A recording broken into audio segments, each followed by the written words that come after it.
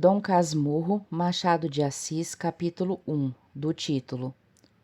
Uma noite destas, vindo da cidade para o Engenho Novo, encontrei no trem da Central um rapaz aqui do bairro, que eu conheço de vista e de chapéu.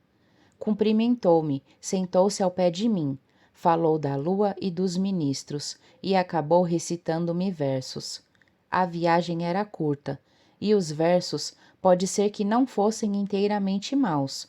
Sucedeu, porém, que como eu estava cansado, fechei os olhos 3 ou 4 vezes. Tanto bastou para que ele interrompesse a leitura e metesse os versos no bolso. Continue, disse eu acordando. Já acabei, murmurou ele. São muito bonitos. Vi-lhe fazer um gesto para tirá-los outra vez do bolso, mas não passou do gesto, estava amuado. No dia seguinte, entrou a dizer de mim nomes feios, e acabou alcunhando-me Dom Casmurro. Os vizinhos que não gostam dos meus hábitos, reclusos e calados, deram curso à alcunha, que afinal pegou. Nem por isso me zanguei, contei a anedota aos amigos da cidade, e eles, por graça, chamam-me assim, alguns em bilhetes.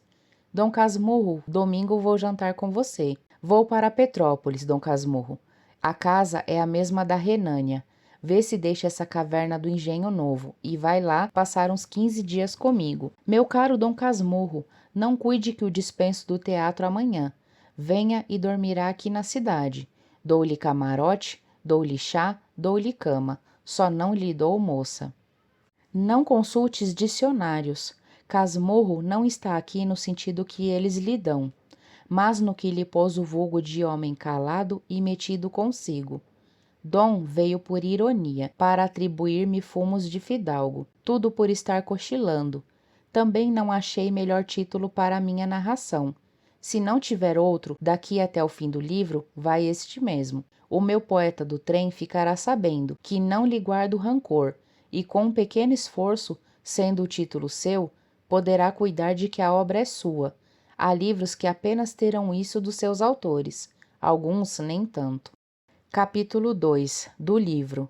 Agora que expliquei o título, passo a escrever o livro. Antes disso, porém, digamos os motivos que me põem a pena na mão. Vivo só, com um criado.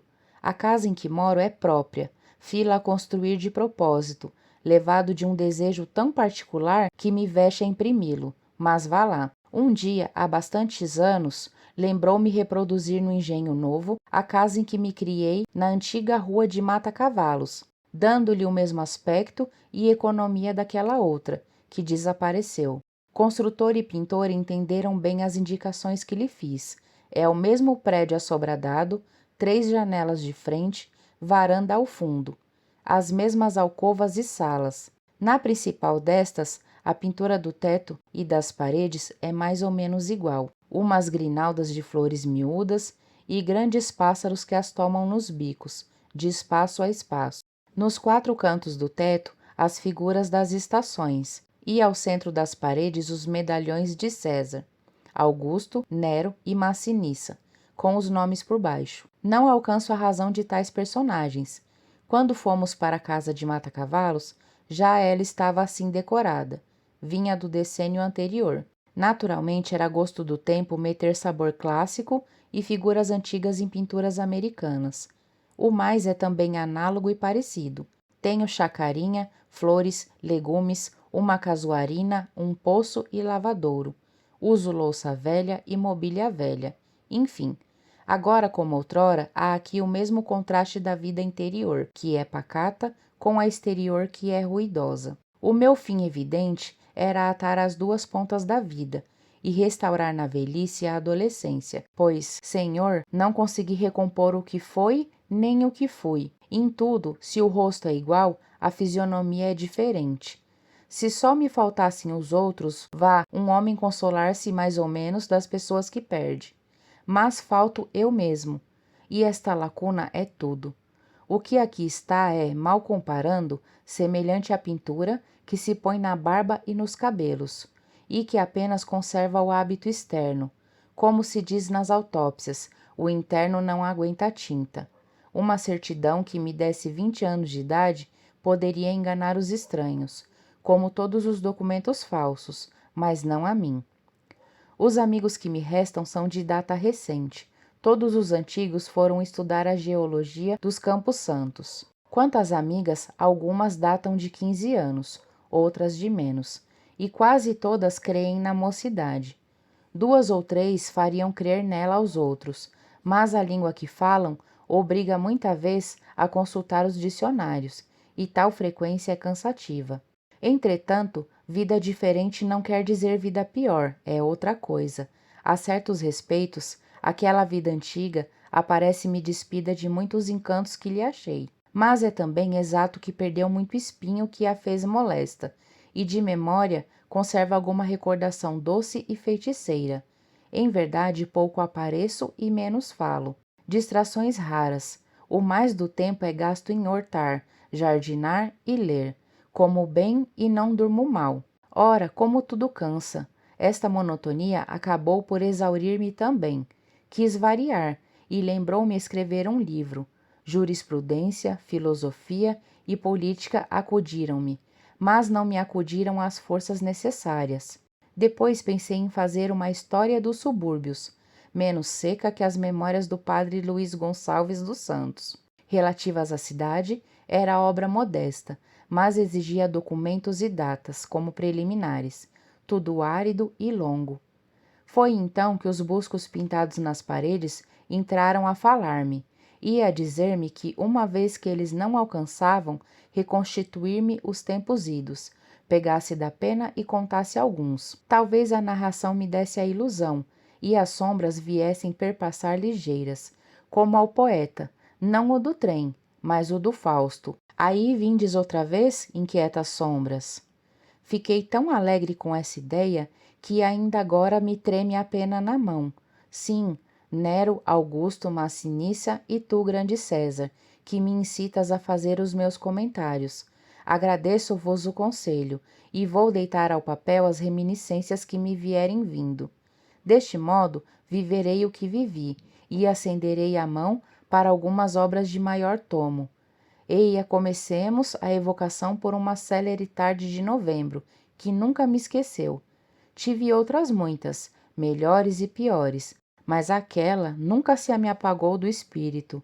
É o que vais entender lendo. Capítulo 3. A denúncia. Ia entrar na sala de visitas, quando ouvi proferir o meu nome e escondi-me atrás da porta.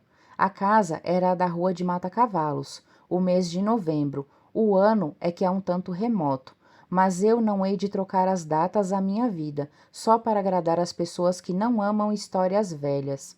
O ano era de 1857. Dona Glória, a senhora persiste na ideia de meter o nosso Bentinho no seminário?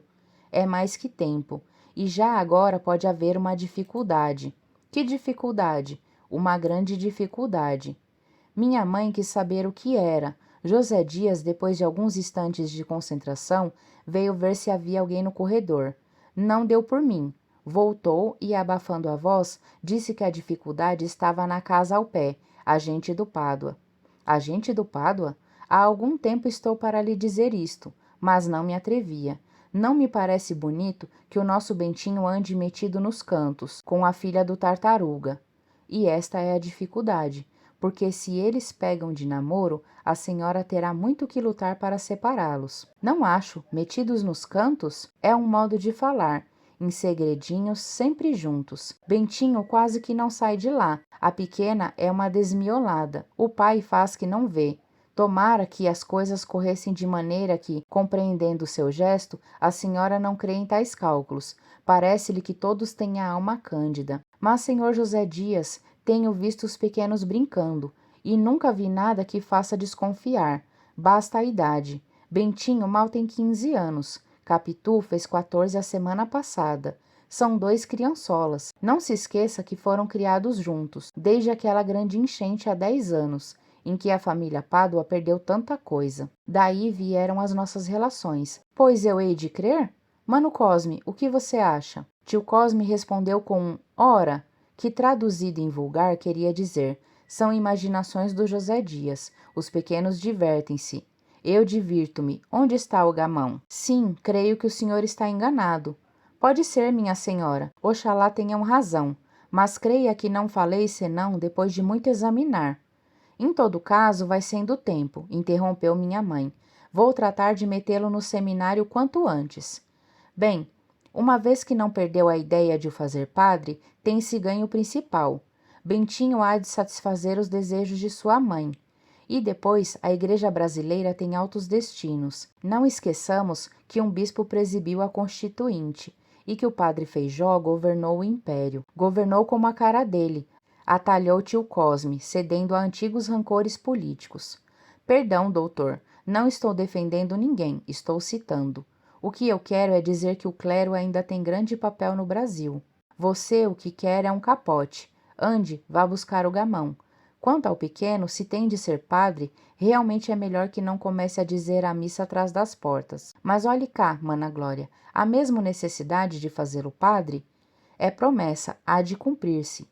Sei que você fez promessa, mas uma promessa assim, não sei. Creio que, bem pensado, você que acha, prima Justina? Eu? Verdade é que cada um sabe melhor de si, continuou tio Cosme. Deus é que sabe de todos.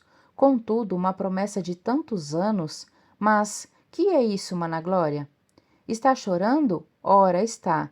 Pois isto é coisa de lágrimas? Minha mãe assoou-se sem responder. Prima Justina creio que se levantou e foi ter com ela. Seguiu-se um alto silêncio, durante o qual estive a pique de entrar na sala. Mas outra força maior, outra emoção. Não pude ouvir as palavras que tio Cosme entrou a dizer. Prima Justina exortava, prima Glória, prima Glória. José Dias desculpava-se. Se soubesse, não teria falado, mas falei pela veneração, pela estima, pelo afeto, para cumprir um dever amargo, um dever amaríssimo.